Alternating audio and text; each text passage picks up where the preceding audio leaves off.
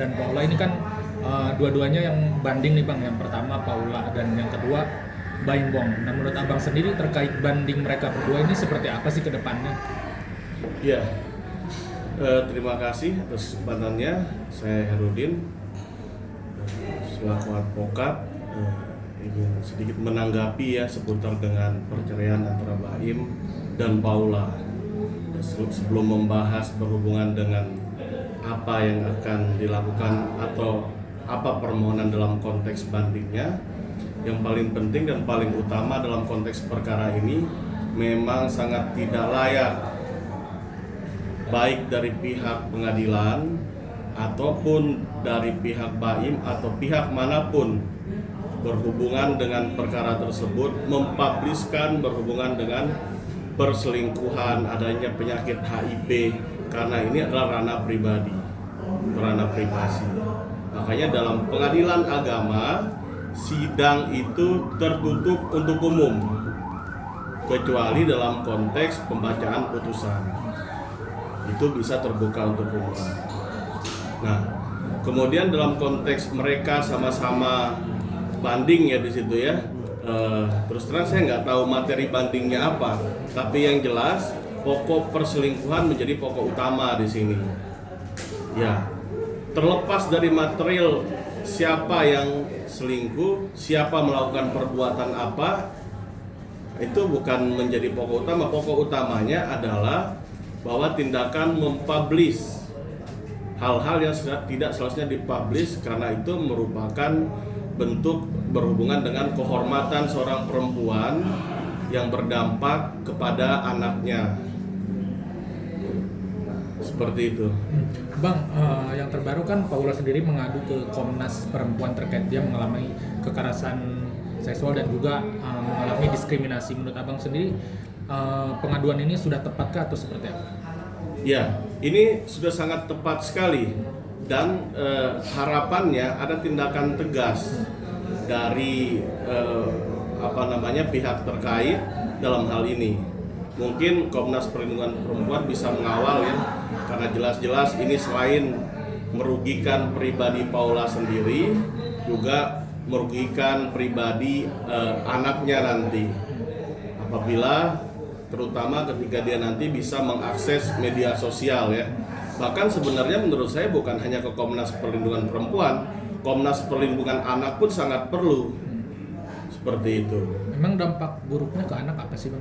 Dan secara psikologis, siapapun yang memiliki ibu dituduh berselingkuh dan di media sosial, kemudian dituduh bahwa terkena HIV, misalnya ketika dia sekolah disampaikan seperti itu, ya dampak negatif terhadap anak udah pasti sangat luar biasa sekali. Ini menjadi hal atau sesuatu hal yang sangat serius gitu. Tapi terkait banding tadi Bang, menurut Abang itu bakal dikabulkan nggak sih? Banding dari siapa? Karena di sini kan dua-duanya banding. Nah, seperti yang saya sampaikan tadi, saya nggak tahu materi bandingnya apa. Kalau berhubungan ada perselingkuhan atau tidak, itu tergantung pembuktian masing-masing. Karena berhubungan dengan adanya pihak ketiga ya, kita biasanya dalam gugatan membuat gugatan di pengadilan agama atau gugatan perdata agama menyampaikan adanya pihak ketiga yang menyebab rumah tangga menjadi hancur gitu loh. Nah, kalau adanya perselingkuhan atau tidak dalam konteks pidana harus dilihat langsung adanya hubungan seksual antara laki-laki dan perempuan yang dituduh. Seperti itu. Bang, bicara soal tadi hasil putusan, memang hasil putusan itu bisa diakses sama orang luar di luar PH dan si penggugat ataupun tergugat? Kebiasaan kita melalui ECOT, kita bisa download ya hasil putusan selama kita bersidang ya di semua peradilan ya, peradilan agama, peradilan umum, tata usaha negara, kita bisa download. Dan sekarang melalui sistem ECOT sudah sistem berbayar ya. Dan biasanya dalam putusan itu hal-hal yang sifatnya sensitif itu di blur. Nah, pertanyaannya di awal tadi, kok sampai ada kata-kata perselingkuhan, HIP. Nah, saya jelas menyampaikan di situ, benar nggak itu adalah produk peradilan. Kalau itu benar produk peradilan, jelas-jelas Mahkamah Agung, Komisi Yudisial, ataupun stakeholder yang ada berhubungan dengan lembaga peradilan harus mengevaluasi hal ini. Paling tidak melakukan supervisi ke Pengadilan Agama Jakarta Barat. Gitu. Selatan. Ada lagi? Tapi soal dia mengadukan Paula pertama ke KY, ke Dewan Pers, sebelumnya ke Dewan Pers sama Badan Pengawas MA itu gimana Bang terkait pengaduan itu? Kan dia keberatan terkait dibacakan oleh pihak Jaksel soal dia sebagai salah satunya istri durhaka gitu. Ya, sebenarnya kalau yang menyangkut lingkungan privasi, terutama dalam konteks pengadilan agama, perceraian dalam lingkup agama, nggak sepantasnya disampaikan. Nah, jelas-jelas dalam persidangan aja tertutup untuk umum, pembuktiannya juga tertutup untuk umum.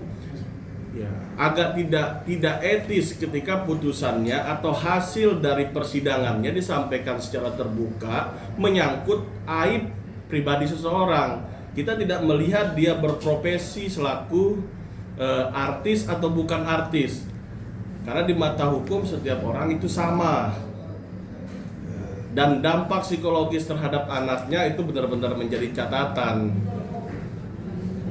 Itu sangat luar biasa sekali nantinya.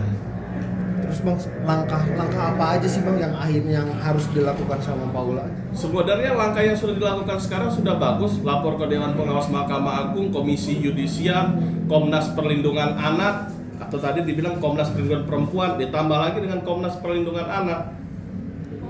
Artinya bukan peristiwa selingkuhnya yang jadi pokok utama, tapi penyebaran hal-hal yang menyangkut kehormatan seseorang yang seharusnya itu ranah pribadi tapi dipublish dan berdampak kepada anaknya yang masih di bawah umur.